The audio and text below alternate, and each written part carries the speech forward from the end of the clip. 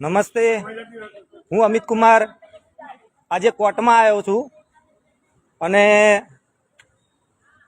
કોર્ટની અંદર મેં એક કેસ કરેલો છે।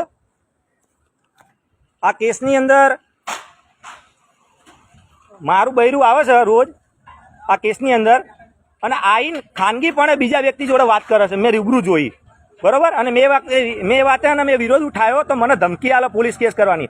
આટલા કેસ કર્યા છે તો હજી એને ધરાવ નથી અને હજી કેસ કરવાની મને એમના વકીલ ધમકી આપે।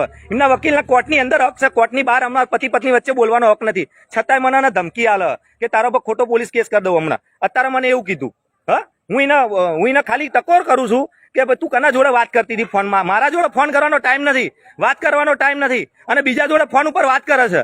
હા, અહીંયા એને સારું લાગે છે, ત્યાં એને મારશે નહીં, ત્યાં એને ગાળો નહીં બોલે, ત્યાં એનું શોષણ નહીં થાય, અને પતિ જોડે શોષણ થાય તો પછી મારા જોડે લગન શું કામ કરાવીને? હા, કોર્ટમાં આવીને ખેલ કરે બધાની વચ્ચે, એ નહીં દેખાતું કોઈને। અને મેં એક વિરોધ કર્યો ખાલી એટલે મને પોલીસ કેસ કરવાની ધમકી આલવા માંડી। હા, આ જોઈ લો, આ અત્યારે હું કોર્ટમાં જ છું, જો છે ને, આ કોર્ટની અંદર ઉભો છું અને અહીંયા ઉભો છું, અત્યારે ઉભો બોલું છું લાઈવ ની અંદર કે લોકો